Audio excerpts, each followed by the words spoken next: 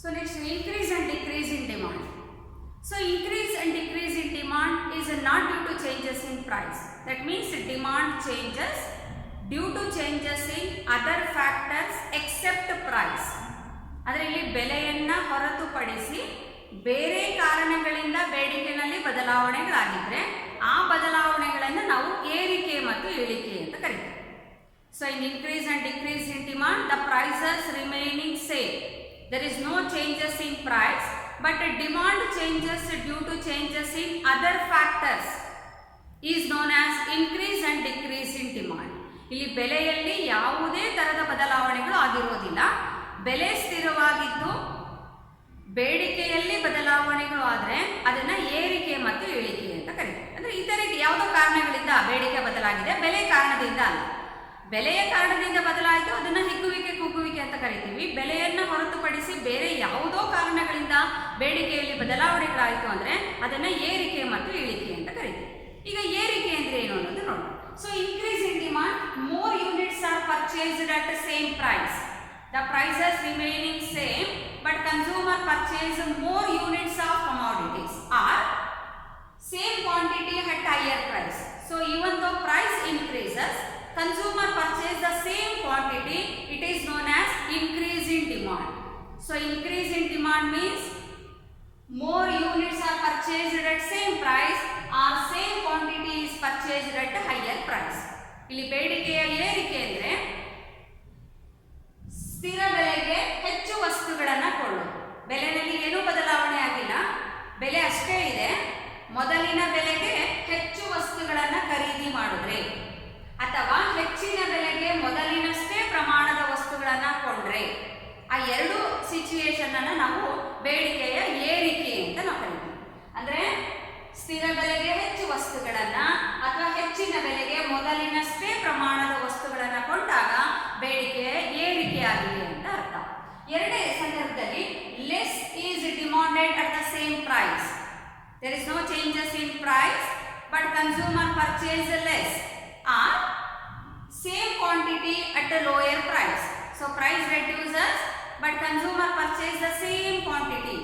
So this is the case of decrease in demand. So increase in demand means more is purchased at same price or same quantity at a higher price. Decrease in demand means less quantity is purchased at same price or same quantity at a lower price. So this is the case of increase and decrease in demand. Increase and decrease in demand indicate changes in demand not due to changes in price but due to changes in other factors. ಇದನ್ನ ಈ ರೇಖಾಚಿತ್ರದ ಮೂಲಕ ನಾವು ವಿವರಿಸಬಹುದು. ಈಗ ರೇಖಾಚಿತ್ರದ ನೋಡೋಣ. ಇಲ್ಲಿ OX ರೇಖೆಯಲ್ಲಿ ನಾವು ಬೇಡಿಕೆಯನ್ನು ಅಳತೆ ಮಾಡಿದ್ದೀವಿ, OY ರೇಖೆಯಲ್ಲಿ ನಾವು ಬೆಲೆಯನ್ನು ಅಳತೆ ಮಾಡಿದ್ದೀವಿ. The prices remaining same. So PP is the price line which is parallel to OX axis to indicate that the prices remaining same. There is no changes in price. At OP price, in the beginning consumer purchase OM quantity.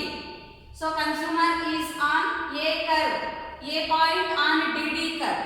So consumer is on A point on DD curve. So this is the original demand curve. So consumer purchase OM quantity at OP price. The prices remaining same. There is no changes in price, but consumer increase is consumption. That means quantity demand increases from M to M2. As a result, demand curve shift upwards. So demand curve D shifts to D2, demand curve shifts upwards, consumer move from A to B. So this portion indicates increase in demand. Increase in demand. And the price remains same, there is no changes in price, but consumer purchase less. So quantity demand reduces from M to M1. So demand curve shift backward. So as a result, consumer move from A to C indicate a decrease in demand. Decrease in demand. So when demand increases, consumer move from A to B, demand curve shift upwards. And in the case of decrease in demand, consumer move from A to C, demand curve shift downwards. So this is the increase and decrease in demand. So in increase and decrease in demand, demand the prices remain same, no changes in price, but consumer purchase more, it indicate increase in demand, and consumer purchase less at same price indicate decrease in demand. So in increase and decrease in demand, demand curve shift upwards and backwards according to increase and decrease in demand. ಈ ಬೇಡಿಕೆ ಏರಿಕೆ ಮತ್ತು ಇಳಿಕೆಯನ್ನು ನಾವು ರೇಖಾಚಿತ್ರದ ಸಹಾಯದಿಂದ ವಿವರಿಸಬಹುದು. ಇಲ್ಲಿ OS ನಲ್ಲಿ ಬೇಡಿಕೆನ ಅಳತೆ ಮಾಡಿದ್ವಿ, OY ನಲ್ಲಿ ಬೆಲೆನ ಅಳತೆ ಮಾಡಿದ್ವಿ. ಪ್ರಾರಂಭದಲ್ಲಿ OP ಇದೆ ನೋಡಿ, OP ಇದು PP ಅನ್ನೋದು ಬೆಲೆ ರೇಖೆಯನ್ನು ತೋರಿಸುತ್ತೆ. ಇದು OX ರೇಖೆಗೆ ಸಮಾನಾಂತರವಾಗಿದೆ, ಅಂದ್ರೆ ಬೆಲೆನಲ್ಲಿ ಏನೂ ಬದಲಾವಣೆ ಆಗಿಲ್ಲ ಅನ್ನೋದನ್ನ ಇದು ತೋರಿಸುತ್ತೆ. ಪ್ರಾರಂಭದಲ್ಲಿ OP ಇದ್ದಾಗ OM ಪ್ರಮಾಣದ ವಸ್ತುಗಳಿಗೆ ಬೇಡಿಕೆ ಇತ್ತು. ಈಗ ಬೆಲೆ ಅಷ್ಟೇ ಇದ್ರೂ ಸಹ ಬೇಡಿಕೆ ಪ್ರಮಾಣ M ಇಂದ M2ಗೆ ಹೆಚ್ಚಾಗಿದೆ. ಅಂದ್ರೆ ಅನುಭೋಗಿ ಅದೇ ಬೆಲೆಗೆ ಹೆಚ್ಚು ವಸ್ತುಗಳನ್ನು ಕೊಂಡಿದ್ದಾನೆ, ಹಾಗಾಗಿ ಅವನು A ಇಂದ B ಬಿಂದುವಿಗೆ ಚಲಿಸ್ತಾನೆ ಮತ್ತು ಬೇಡಿಕೆ ರೇಖೆ DD ಇಂದ D2ಗೆ ಸ್ಥಾನ ಪಲ್ಲಟ ಆಗಿರೋದನ್ನ ನಾವು ನೋಡ್ತೀವಿ. ಅದೇ ರೀತಿ ಅದೇ ಬೆಲೆಗೆ ಕಡಿಮೆ ವಸ್ತುಗಳನ್ನು ಕೊಡ್ತಾನೆ, ಬೇಡಿಕೆ ಪ್ರಮಾಣ M ಇಂದ M1ಗೆ ಕಡಿಮೆ ಆಗಿದೆ. ಬೇಡಿಕೆ ರೇಖೆ ಹಿಂದಕ್ಕೆ ಎಡಭಾಗಕ್ಕೆ ಸ್ಥಾನ ಪಲ್ಲಟ ಆಗಿರೋದನ್ನ ನೀವು ಗಮನಿಸ್ತೀರಾ. DD ಇದ್ದಿದ್ದು D1 ಆಯ್ತು, A ಇಂದ C ಬಿಂದುವಿಗೆ ಬಂತು.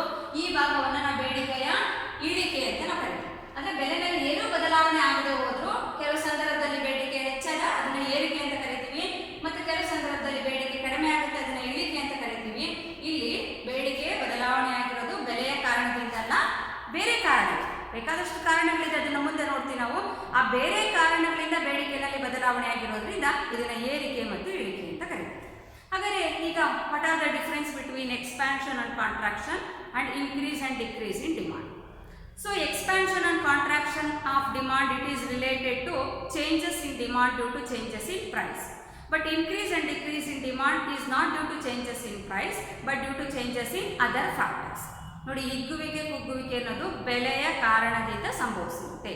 ಬೆಲೆಯಲ್ಲಿ ಬದಲಾವಣೆಯಾದಾಗ ಬೇಡಿಕೆಯಲ್ಲಿ ಬದಲಾವಣೆಯಾದರೆ ಅದನ್ನು ಹಿಗ್ಗುವಿಕೆ ಮತ್ತು ಕುಗ್ಗುವಿಕೆ ಅಂತ ಕರಿತೀವಿ.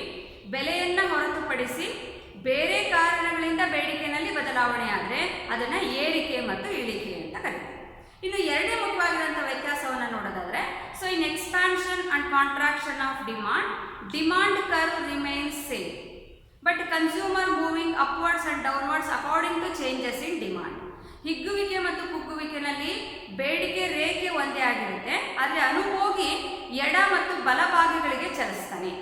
ಅಂದರೆ ಏರಿದಾಗ ಮತ್ತು ಅಂದರೆ ಬೇಡಿಕೆ ಹಿಗ್ಗಿದಾಗ ಮತ್ತು ಕುಗ್ಗಿದಾಗ ಬೇಡಿಕೆ ರೇಖೆ ಮೇಲೇ ಅವನು ಸ್ಥಾನ ಪಲ್ಲಟ ಆಗ್ತಾನೆ, ಆದರೆ ಬೇಡಿಕೆ ರೇಖೆ ಮಾತ್ರ ಒಂದೇ ಆಗಿರುತ್ತೆ. But in increase and decrease in demand, the demand curve is not the same. So demand curve shift upwards in the case of increase in demand and backward in the case of decrease in demand. ಆದರೆ ಏರಿಕೆ ಮತ್ತು ಇಳಿಕೆಯಲ್ಲಿ ಬೇಡಿಕೆ ರೇಖೆನೇ ಸ್ಥಾನ ಪಲ್ಲಟ ಆಗುತ್ತೆ. ಬೇಡಿಕೆ ಏರಿದಾಗ ಅದು ಬಲಭಾಗಕ್ಕೆ ಬರುತ್ತೆ, ಬೇಡಿಕೆ ಇಳಿದಾಗ ಅದು ಎಡಭಾಗಕ್ಕೆ ಚಲಿಸುತ್ತೆ. ಹಾಗಾಗಿ ಹಿಗ್ಗುವಿಕೆ ಮತ್ತು ಕುಗ್ಗುವಿಕೆಯಲ್ಲಿ ರೇಖೆ ಒಂದೇ ಆಗಿರುತ್ತೆ, ಆದರೆ ಏರಿಕೆ ಮತ್ತು ಇಳಿಕೆಯಲ್ಲಿ ರೇಖೆಗಳೇ ಬದಲಾವಣೆ ಆಗುತ್ತೆ ಅನ್ನೋದನ್ನ ನಾವು ಈ ಚಿತ್ರದ ಮೂಲಕ ನಾವು ನೋಡ್ತೀವಿ. ಹಾಗಾಗಿ ಹಿಗ್ಗುವಿಕೆ, ಕುಗ್ಗುವಿಕೆ, ಏರಿಕೆ ಮತ್ತು ಇಳಿಕೆ ಇವೆರಡೂ ಬೇಡಿಕೆಯ ಬದಲಾವಣೆಯನ್ನು ನಮಗೆ ವಿವರಿಸುತ್ತೆ.